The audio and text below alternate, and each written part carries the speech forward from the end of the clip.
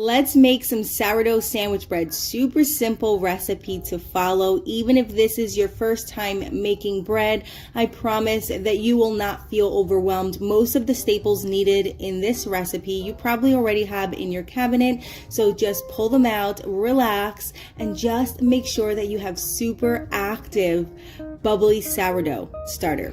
That was the first thing that I made sure to master before jumping into making bread, was having a really good sourdough starter, and you have to make sure that it is active. So this morning I had fed my starter half a cup of all-purpose flour, half a cup of water, let it sit in a warm place to make sure that it was ready to start making bread. And here I'm just using 1 cup of active starter, very bubbly active starter. I'm adding 2 tablespoons of honey. You can use sugar if you like. I do like using the honey better.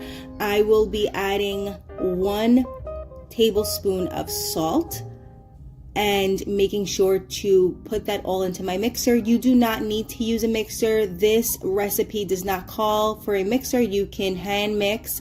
I do have a mixer and I'm just going to use it. I like that it gives me the texture that I'm wanting for my flour, my dough. I will also be adding 2.5 cups of water. You do not want to use hot water. It will kill your yeast. You want to use preferably filtered water or well water.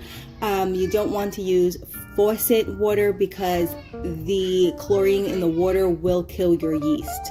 I will also be using 8 cups of all-purpose flour, but I will not be adding them all together because I want to perfect the texture that I'm looking for. And this recipe does call for 2 loaves, so that is what I'm aiming for, to have 2 really nice, decent sized loaves. So I will add in 4 to 6 cups of flour to start, and then I will start mixing and then add the extra 2 cups as needed. I don't want that sticky, flaky texture. You want to make sure that it has a nice stretch to it, that it is all mixed in very well. So I did mix it for about 20 minutes on and off with adding the extra 2 cups of flour. And here you can see it had a really nice stretch to it. What you will do is take a nice large bowl and you'll grease it. I prefer to use coconut oil. You can add butter to that if you like, but I use coconut oil. I like to just grease my bowl with coconut oil because we do use half a cup of softened butter. You can also use coconut oil to add to your dough, but I do use a half cup of soft butter adding into my mixture. So therefore I use my coconut oil to grease my bowl, and once I place it into my bowl after kneading just for a few minutes, not too much of the kneading needed, I add it into my grease bowl and I allow it to rise. I did allow this to rise for 6 hours.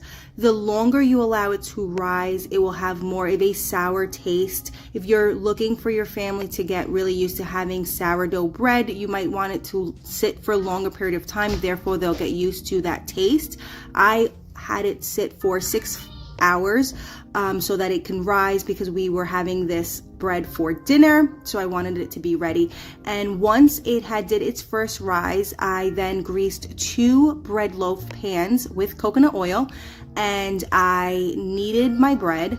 I divided the dough into 2, then kneaded it for a few minutes, and I placed them into my grease loaf pans and I allowed it to sit for a second rise. And when I allowed it to sit for that rise, I made sure to place it in a warm place, and then I put it into the oven at 375 for 45 minutes to allow that nice brown crispy exterior and soft on the inside.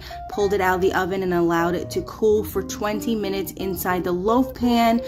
Although it was not fully cooled when I cut it because my family was eager to have it with their dinner, it was still a little warm on the inside, but it still had such a beautiful texture. It cut so nicely.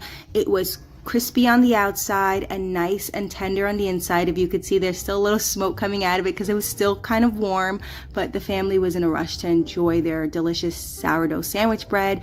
They did enjoy a nice sandwich the day after, and look at all that